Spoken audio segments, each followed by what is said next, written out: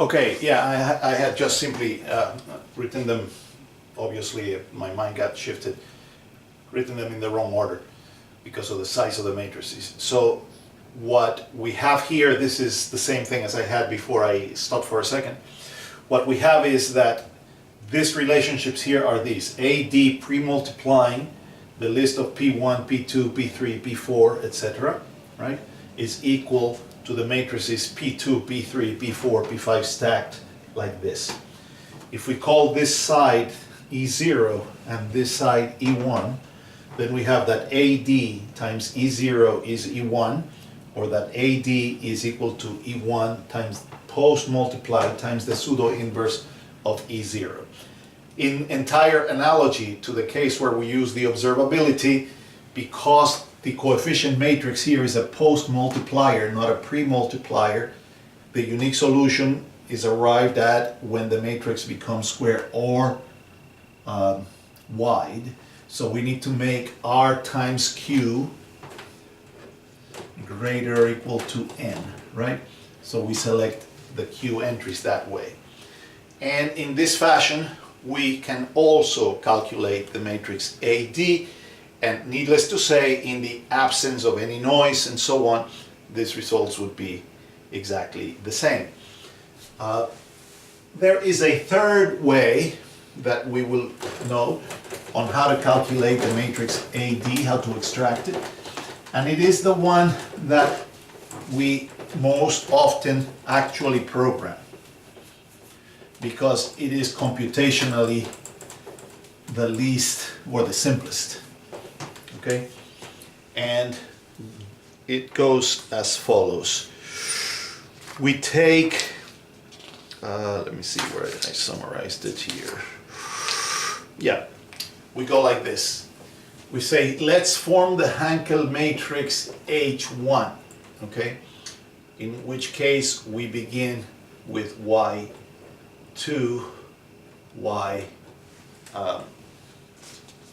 Y2, Y3, etc., right? So we form the Hankel matrix H1. Now the Hankel matrix H1 is going to be the controllability block P alpha times the matrix AD, because we said it's AD to the K, right? Times the controllability block beta. This is the matrix Hankel H1. Now, if we decompose the Hankel matrix H1 in singular value decomposition again, we have that it would be equal to R times sigma times S transpose, right? And, well, actually, do I need to do that? Let me think. No, I really don't even need to do that. I think we can just simply say from the previous calculations, right, when we did the H0, we already decided that P alpha is equal to Rn times E1, isn't that right? Right? That was Rn times E1. This has already been computed when we did the H0.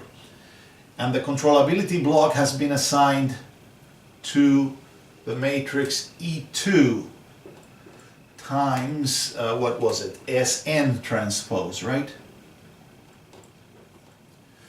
And so we have AD here, and that is the Hankel matrix H1. Okay? Now, Rn is a matrix which is, remember, from the left side singular vectors, it is this first part here, right? It's an orthonormal subspace, so if I multiply it times Rn transpose, I just get the identity of order n, right?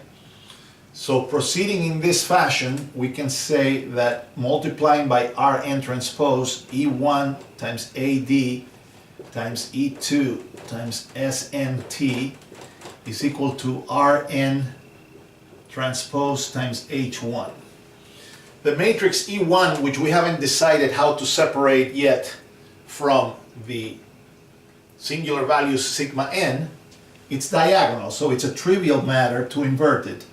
And so we can write that AD times E2 times SNT is equal to E1 to the minus 1, that's nothing, times Rn transpose times H1. Now, the space Sn transpose was here, like this. So if I post multiply it by Sn, I also get the identity of order n, and therefore we can proceed by post multiplying now on this side here by Sn, and so we get AD times E2 is equal to E1 to the minus 1 times Rn transpose times H1 times Sn. And finally, we can then keep dropping this.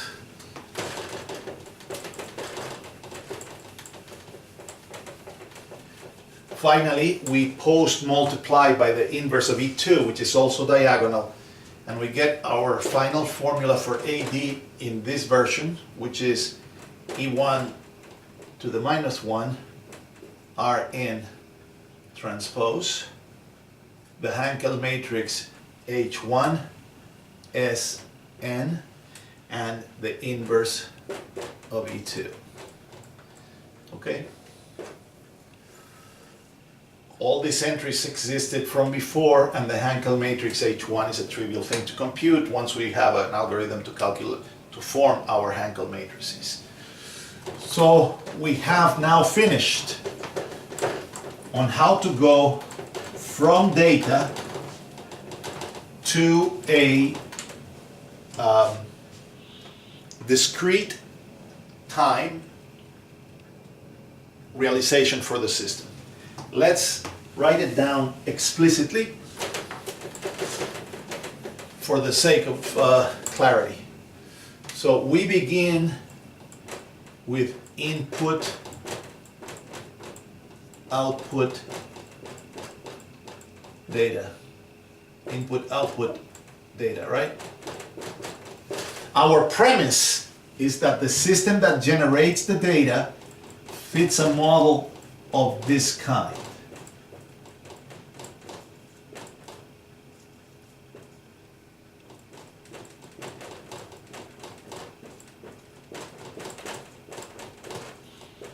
Our system fits a model of that kind, and all we are able to do is from the field, so far, because we are assuming we can measure the input or control it, we've measured these quantities, a sequence of UKs and a sequence of YKs. So from the input-output data, we go to our know-how with regards to observer Markov parameters, and we go from input-output to observer Markov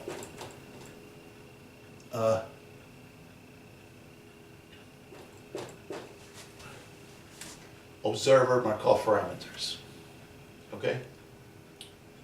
Actually, I wasn't using A, B before. I think I was just using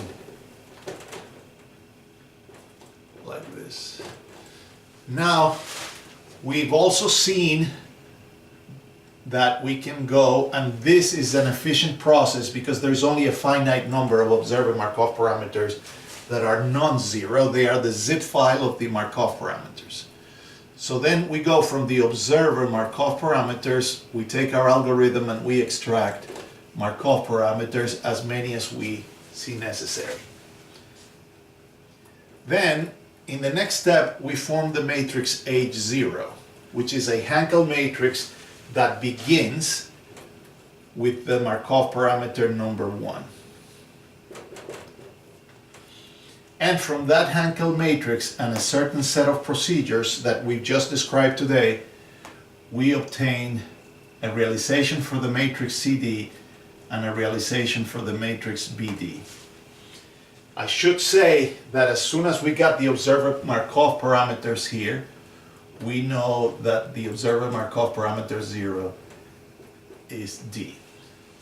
Then in our final step, we form the matrix Hankel H1, which begins with the Markov parameter H2, and from there, using some procedures that we just derived, we get AD. And there are other alternatives, at which point we have matrices that map the inputs and outputs that we were given to each other, and that represent the system. At this point, we've essentially completed the identification. What we need now to do, well, there's still quite a bit to work with, but at this point we've done the hard numerical work, right? Which is to get the discrete time realization. Now that we have the discrete time realization, as we say, in fact, if you recall, the physical system doesn't really live in discrete time. What we really have is something like this, right? Which is governed by differential equations.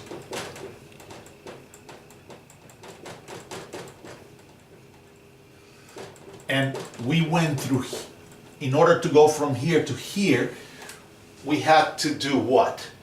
In order to make the transition from here to here, we had to say, at least to be exact, we have to say that ut was finite dimensional. That is, that it could be described with a particular function that we know that governs what happens between one time instant and the next. And in the notes, I've expanded further than what I'm doing here in the class, if you're interested.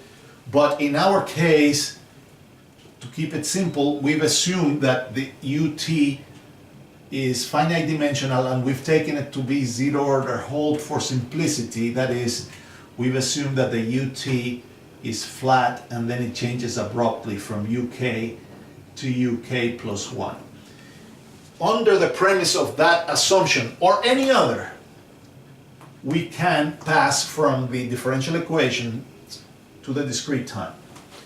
Now, because the properties of the system are actually embedded in this description, not in that one directly, when we finish the discrete time identification, we have to come back, and this is called the D to C. That is the discrete to continuous transfer. Okay? So the discrete to continuous transfer is done simply by reversing the process that was used to go from the continuous to the discrete time model. So for example, we know that the discrete time matrix, as we go back to our derivations, was the exponential matrix defined like this. That's how in the derivations we arrived at AD. Therefore, it follows that taking a logarithmic matrix-wise, we have that the log of AD is equal to A continuous times delta t, and therefore the formula for A continuous is simply the log.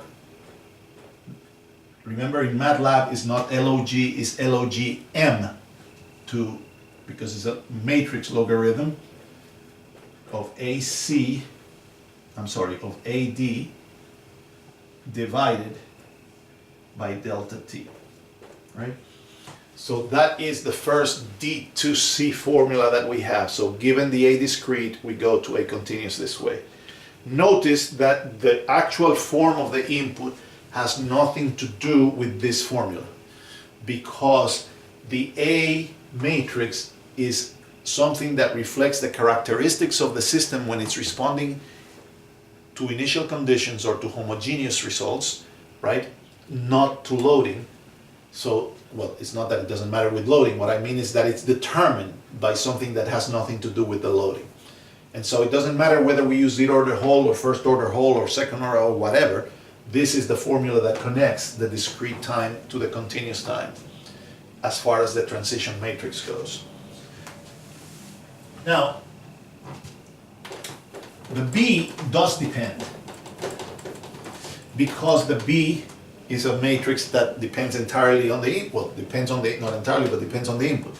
For the zero order hold, we had that the discrete time matrix B was equal to the A in continuous time inverse, A in discrete times minus the identity, times the continuous time matrix, if I recall correctly. So what we have to do is quite simple, right? Just reverse this. So multiplying by AC on both sides, we get this, and multiplying times the inverse of this, pre-multiplying, we get that the continuous time matrix B is this. AD minus the identity to the minus 1 times AC times BD. Conditional, of course, on the zero order hold. If the input was not a zero order hold but was a linear order between points, for example, then there would be some error in the B extraction, right?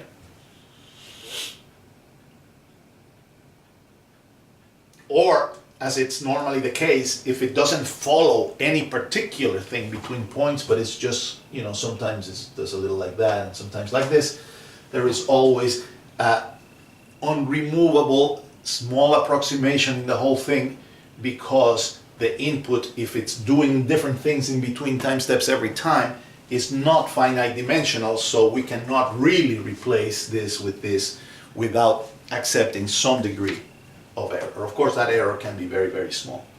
So we have our A and we have our B. Now the C, at least under the zero order hold premise that we're working on, actually not under the zero order hold, in general, the C in discrete time, I'm sorry, the C in continuous time over here is simply equal to the C in discrete time. That's all, because the state is the state and that's all that happens. So this one is a very simple transformation. In fact, it's nothing, it's just the identity. And the D does depend on the hold, because it has something to do with the input. But for the zero order hold, okay, we can say that the D in continuous time is just the D in discrete time. Further discussion of the situation here with respect to order holds you can find in the notes and in a paper that I have published in the American Society of Civil Engineering's Engineering Mechanics Division, which I think it's called, I don't remember, something discrete time to continuous time or something like that. So we completed it, right? So we have our C and we have our D.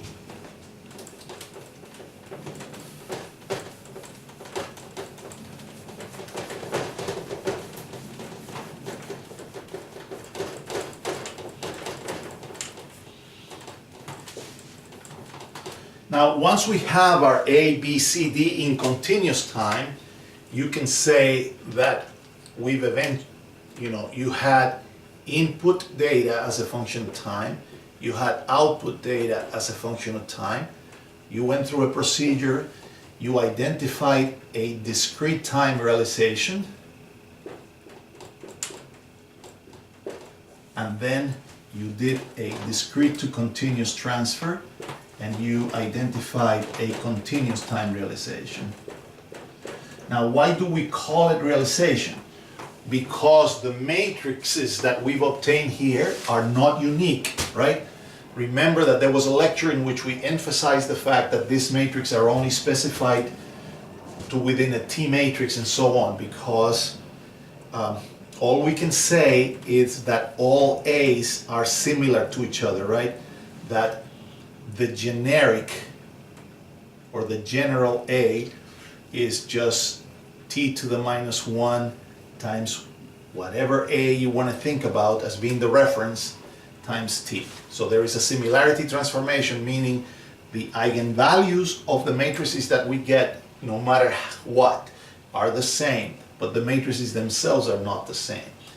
The b in continuous time that is generic is actually t to the minus 1 times some b that you might want to call a reference. The c in continuous time that we get is equal, generic, is equal to the c reference times the t, and it is only the d, generic, that is the same as the reference. So the d does not depend on the basis. Okay? Now, there is one aspect that it just popped into my head that I did not specify, which is how do we select the E1 and the E2? Remember that we had something like, what was it? H0 is equal to Rn sigma n Sn transpose, right? And that we took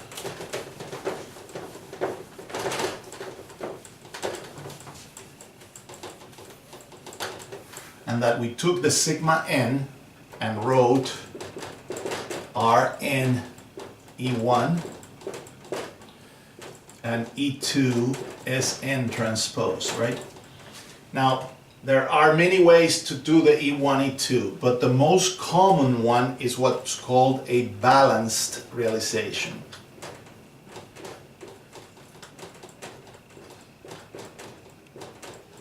And a balanced realization simply takes E1 equals to E2 and therefore equal to the square root of the singular values.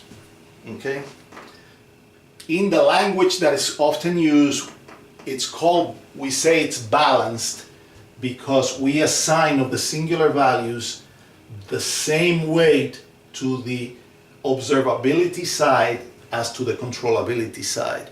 So we say in a balanced realization, the system is as observable as it is controllable. Now that can be somewhat confusing, right? Because we tend to think in terms of observability and controllability as being physical things, so that how can you just then now manipulate it and make it equally observable as controllable? So let me make a comment on that.